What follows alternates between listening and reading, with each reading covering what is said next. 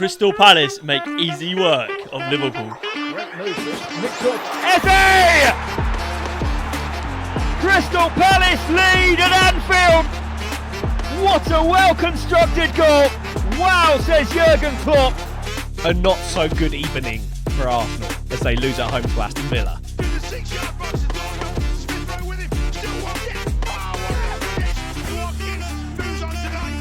Man City are on for back-to-back trebles. Is football cooked? The Blues are in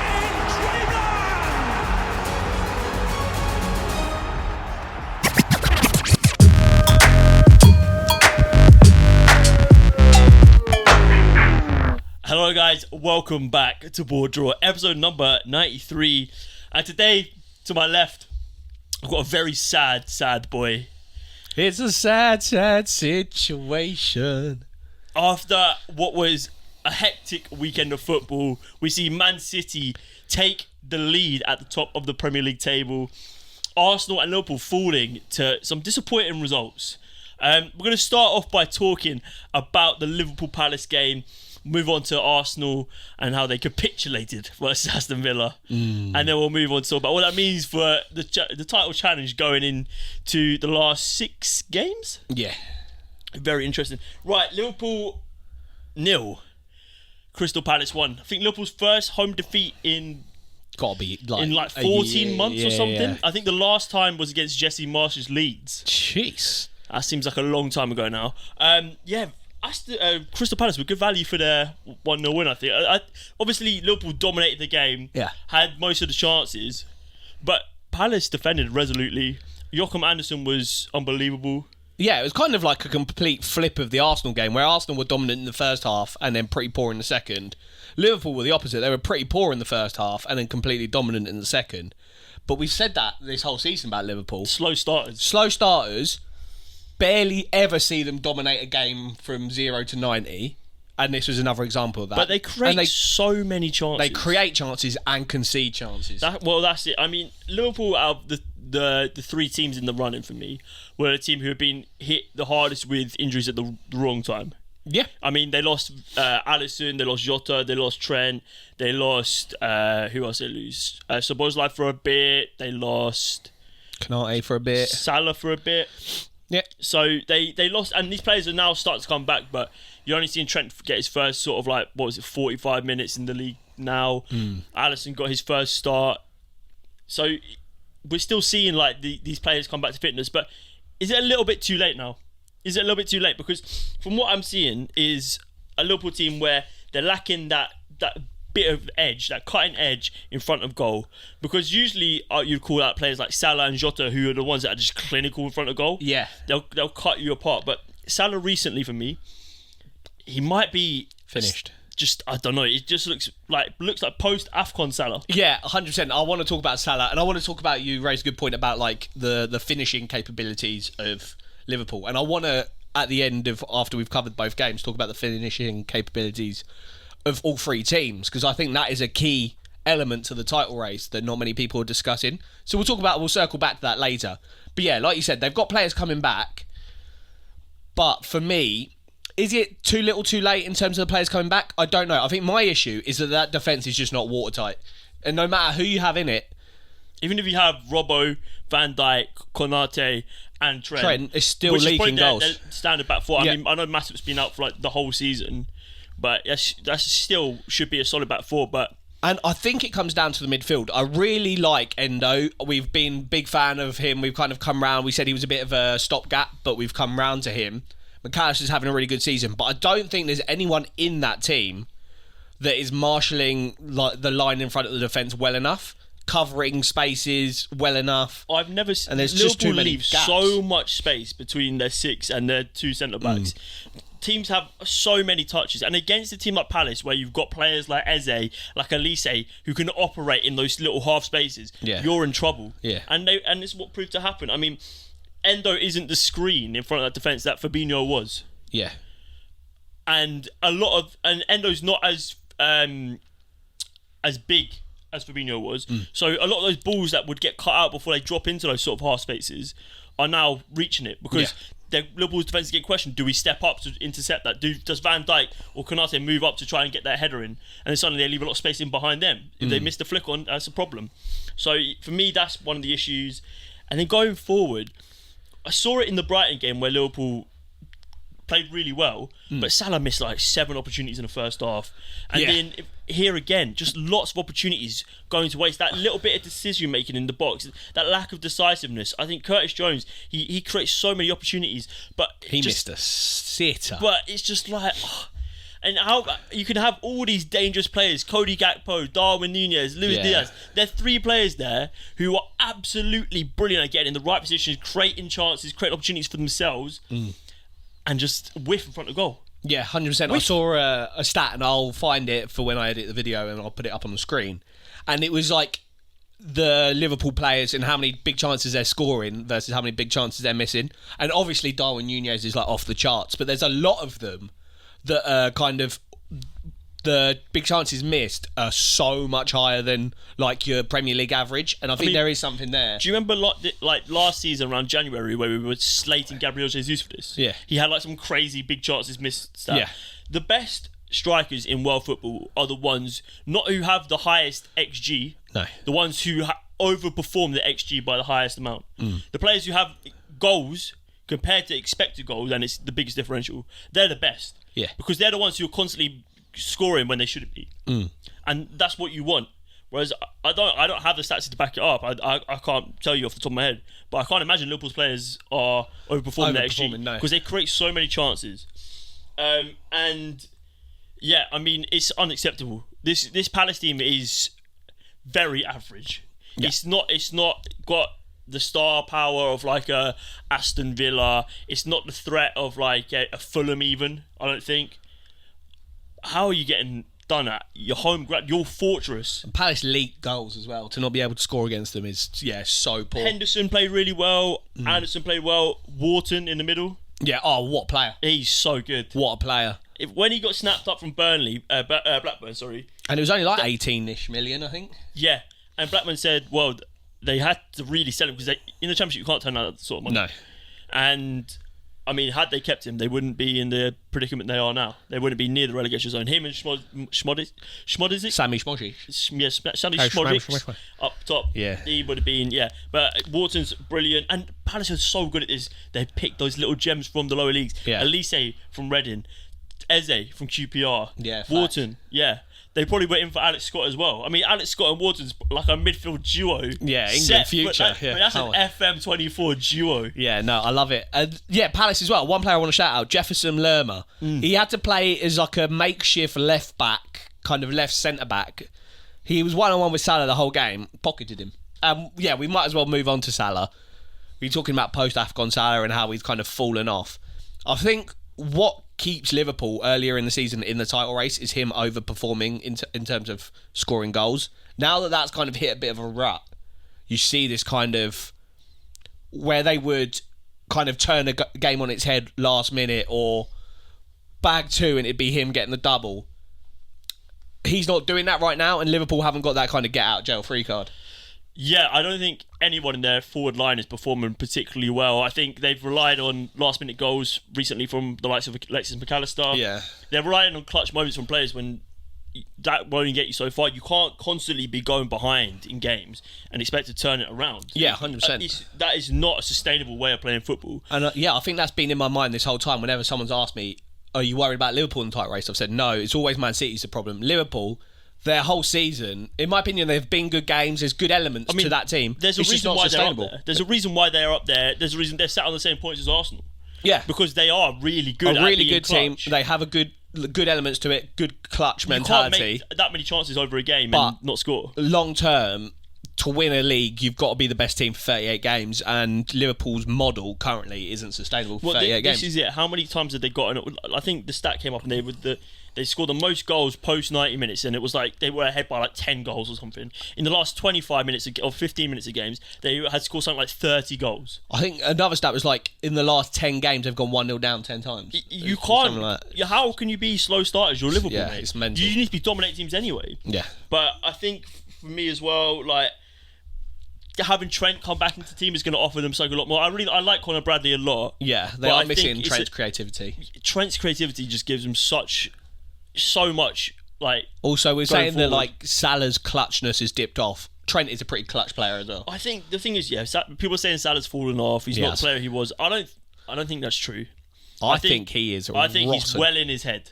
Every time I see him, he has taken that one touch too many. He's cutting inside when he doesn't need to be. He's trying to do a little bit too much. And sometimes I want him to be a bit greedier. Because when was the last time we saw Salah go and cut in from the right-hand side, go left, and smash it in the top corner? When's the last time we saw him do that? Got that tech anymore. Everything's been tap-ins and volleys from inside the box. Is he? I'm just missing that little bit of on the timeline at the moment. They're coming for him. Whenever Liverpool need a big moment, he's not there. It's his Liverpool legacy. Just goals, no like big moments. I mean, if a legacy's just got like what's Alan Shearer's legacy? It's not just goals. It is just goals. And winning taking Brentford Blackburn. Yeah. But like I don't know, Salah like Champions League final when he got injured wasn't there. Like the big moment. Yeah, but that's not his fault, is it? I don't know, but it's on the timeline. I'm bringing it up. Yeah, but like all right. So what's Bukayo Saka's legacy then? Oh my God, I know he's like 22 years old. Yeah, but still. But if he just goes to the squad and Arsenal don't win anything, well, then he will have not a very good legacy. Okay, yeah, but he's won a Champions League and a Prem. Yeah, I'm just and Golden Boots. Yeah. Who would you take, him or Hazard? Primes. Yeah. Hazard. In your Premier League all-time 11? Salah. What? And if you're talking like for one season at their prime, it's Hazard. Yeah. But if I'm talking about what they did in terms of Premier Leagues over 10 years, it's Salah. I think it's still Hazard. I don't think so. Put it down. Let us know down in the comments.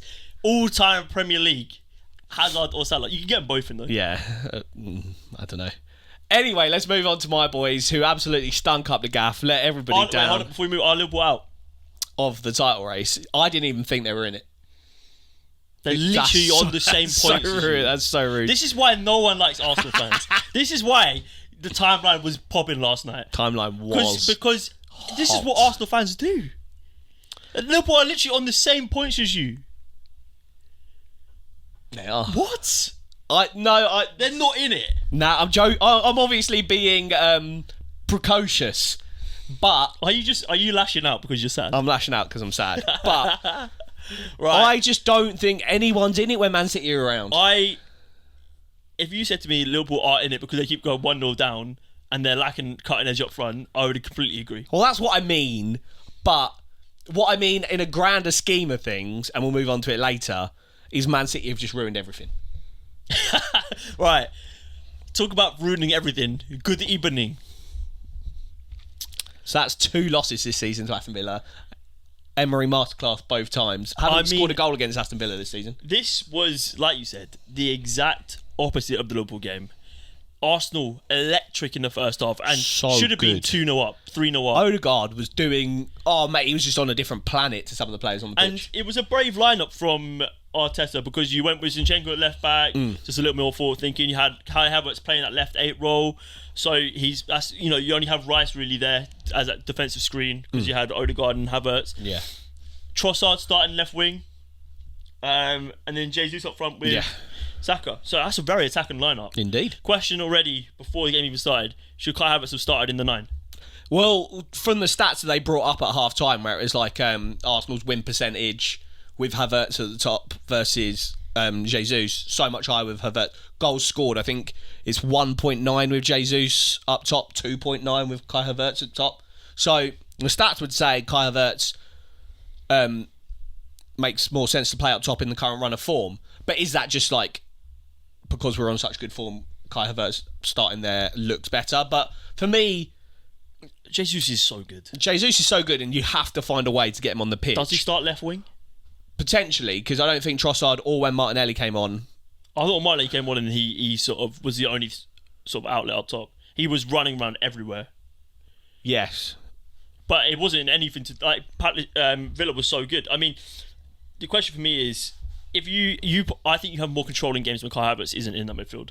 Yeah, 100%. And if you have Jorginho, Partey, even maybe Smith Rowe play the left 8, you're going to have more control in the game.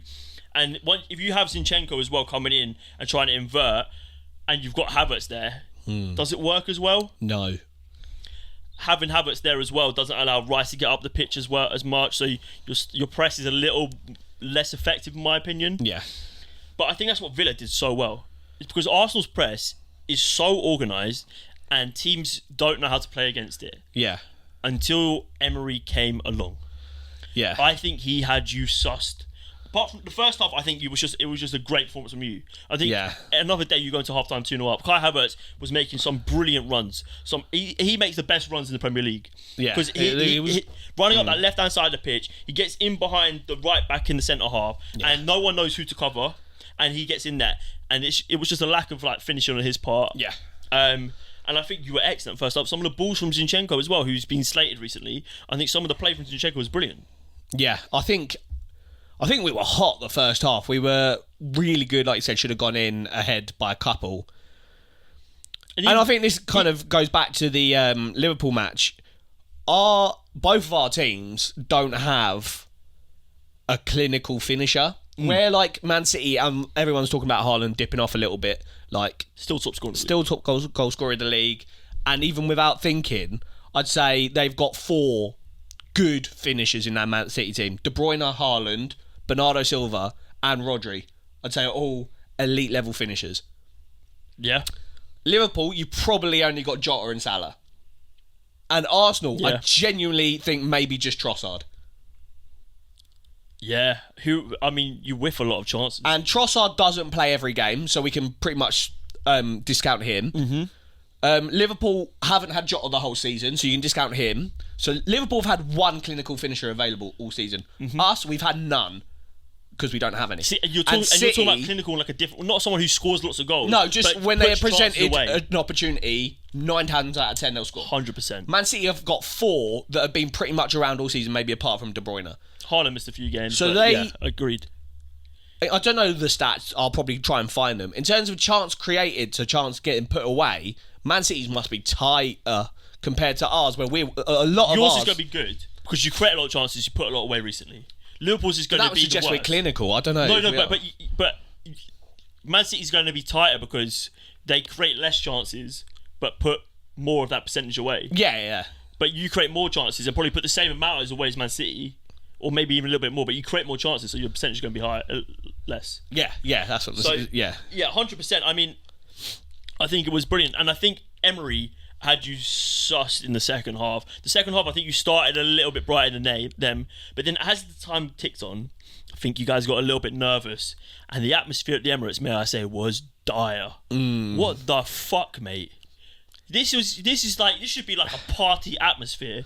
You're about to go top of the league and put destiny well in your hands, and everybody just started getting a little bit nervous, and immediately the fans at the Emirates started to get a little bit sweaty, and they were looking at each other, and you could tell, and it felt back to the players. The players got a little bit nervous. They were doing things that they don't usually do. Yeah. They weren't relying on their instincts. And then it crumbled because Villa were playing the half spaces like a fiddle. They had your number. Morgan Rogers, mate.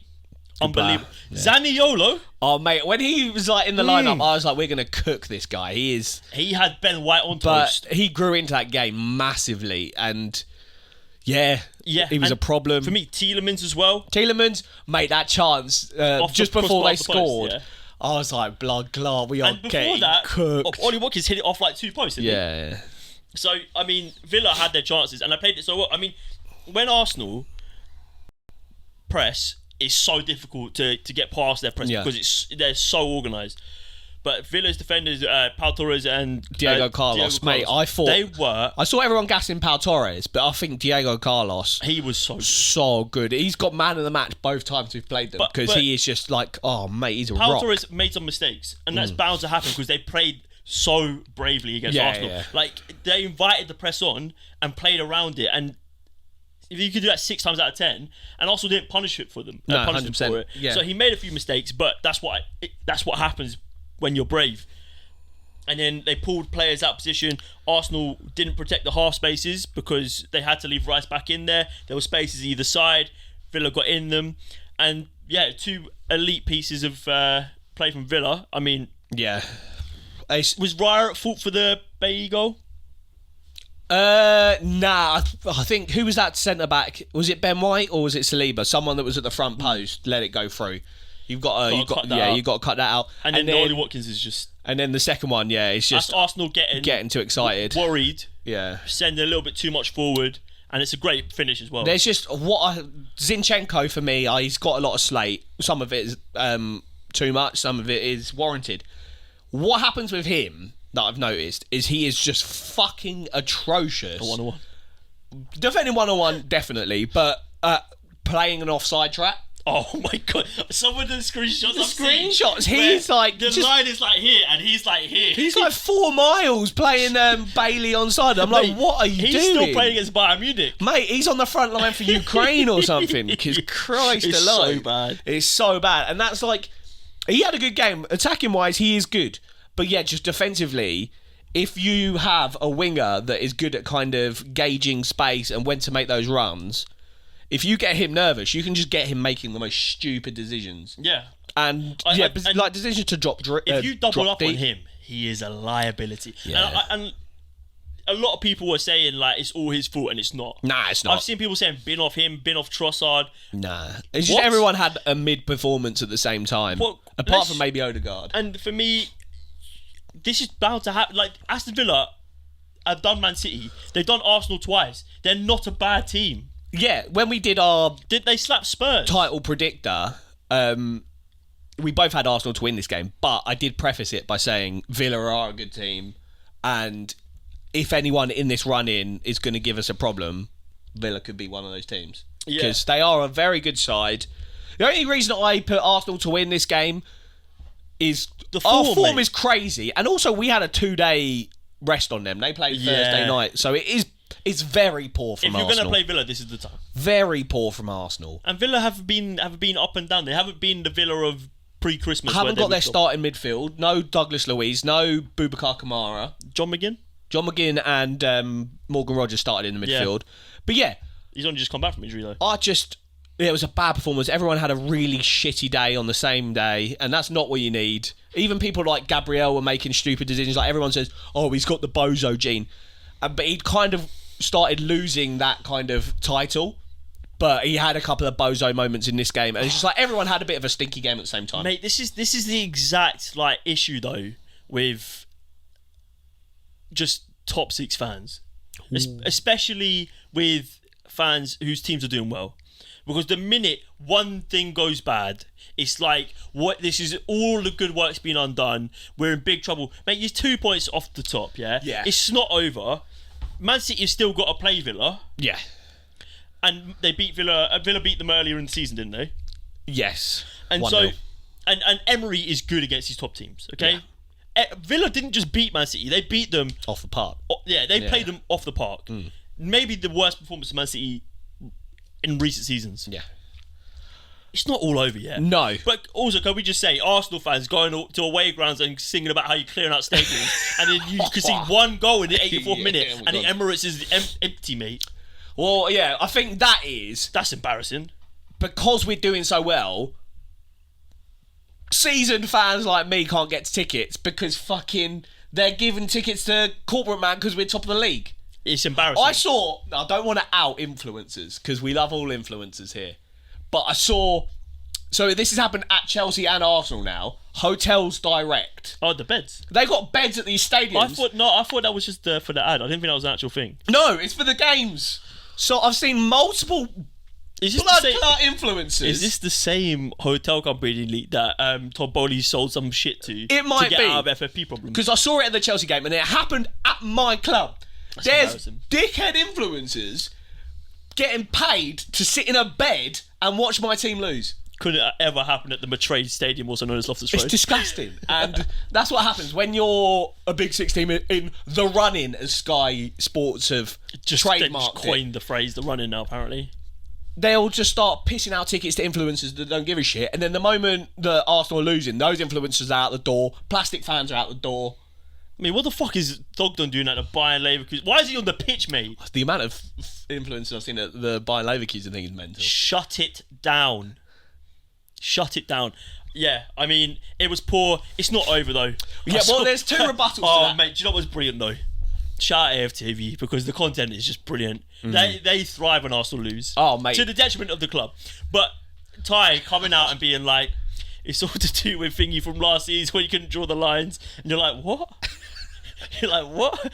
I saw a clip where it's like the moment that I knew Arsenal weren't going to win the league, and it was a live stream they were doing when we played Man City, and the moment the game finished and it was 0-0, they all cheered. Yeah. And all the captions are like, couldn't happen to my club. Yeah, it's we'll talk about it a little bit. You replied to something that Quaky spoke about on Twitter, but the term hate watching. A lot of fans, especially of bigger teams in the Premier League, watching just big games six just against to watch. each other. It's grim. And I get it. no, because 100%. You don't. Obviously, if you're a Spurs fan, you're a Liverpool fan, you're a Man City fan, even a United fan, you're wanting to see Arsenal lose. 100%. But if you're doing it only to watch the outcry and you don't really care about the result, then that's a whole it's different such thing. a weird thing, because for me, like I replied to Kweku, I hadn't really kind of gauged the concept of hate watching before, like, ever really. I would go to watch matches like with you or with our mates that support Man United or with my brother that supports Chelsea, and if they lose, it's funny. Yeah. But it's because they're there and I'm laughing at them, kind of thing. Whereas like now that obviously we do the podcast and I'm plugged into football Twitter, hate watching is such a bigger thing now than it ever has been, because like I was saying, that my hate watch was me laughing at my brother, or me laughing at you, or me laughing at Gaffers. What the fuck are you laughing at me for, Yeah. brother? You've seen us. It's not that anymore. It's not you laughing at your boys. Now it's to get a one-up on another fan base. I don't even think it's that. I genuinely think it's fear watching. Explain. United fans, Chelsea fans, Tottenham fans, they're scared to see Arsenal have success because it shines a light on them. Why can't they do what Arsenal have done?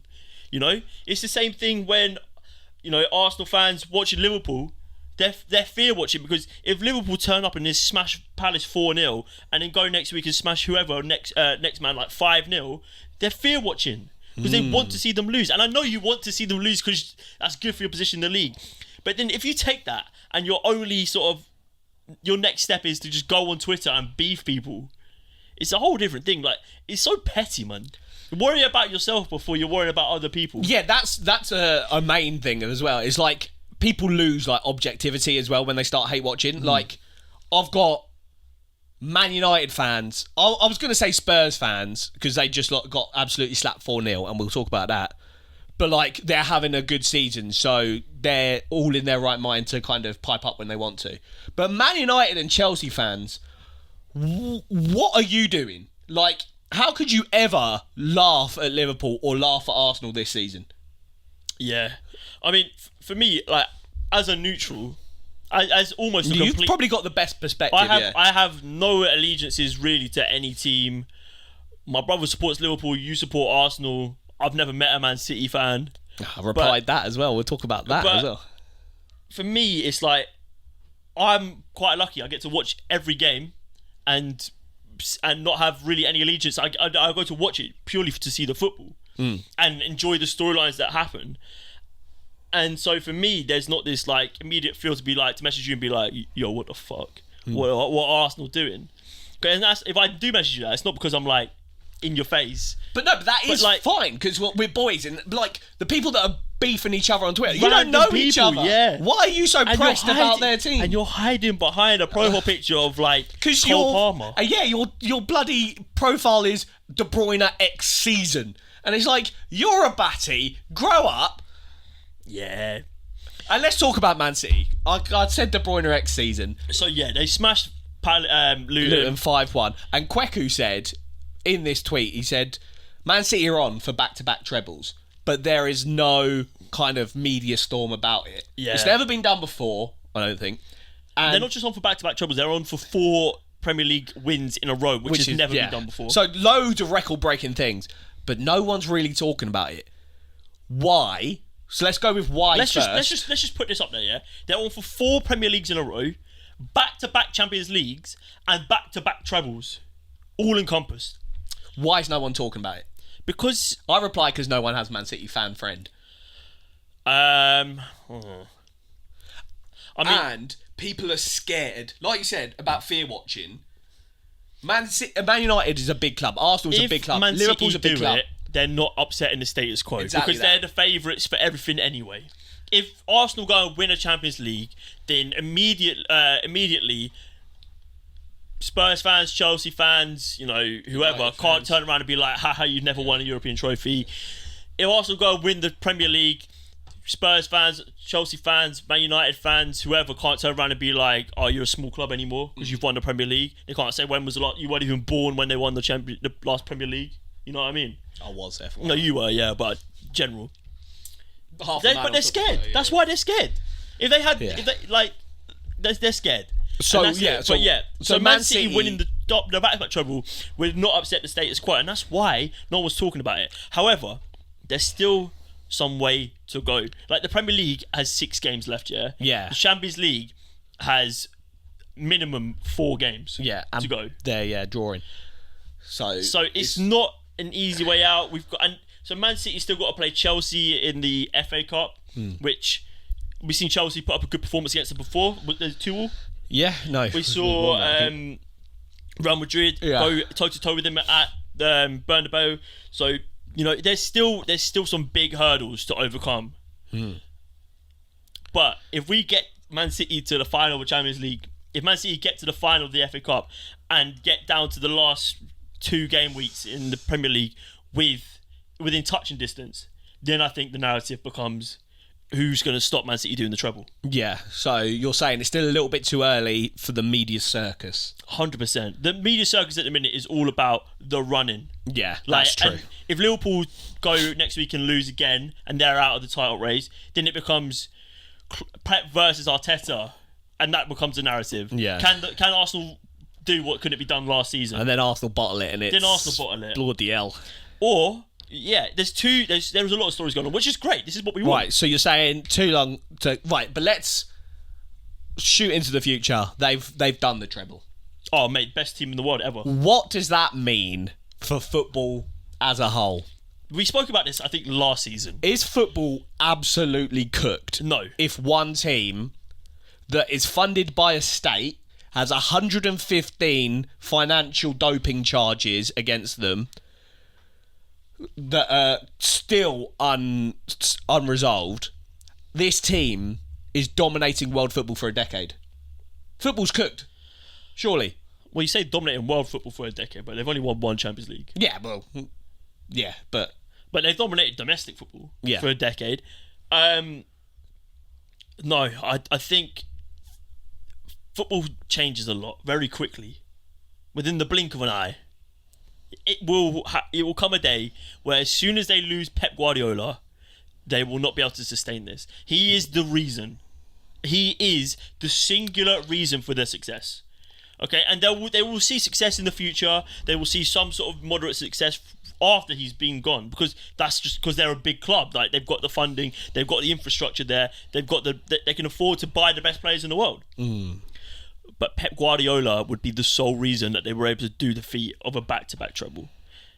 And I think for him, it's like the question will be asked, what else can I achieve? Because anything else from then on, even if they win the Premier League next season, but then they go out in the semi-finals of Champions League, it's failure. Oh yeah, you've got to retire know, from club football, surely. Or take a break, or go somewhere else and go for a new challenge. International for a bit. So that's the England. thing. And we said this last season. I think you said maybe it's a good thing if City do the treble, because it might mean Pep leaves a little bit sooner. And that's the question. Maybe if he does the back-to-back treble, which has never been done before, 4 Premier Leagues in a row, never been done before, back-to-back Champions Leagues, he delivered 2 back-to-back seasons, what no one before him could do. Maybe then he might say, right, I've achieved everything here. It's time to move on. And he comes to QPR or something.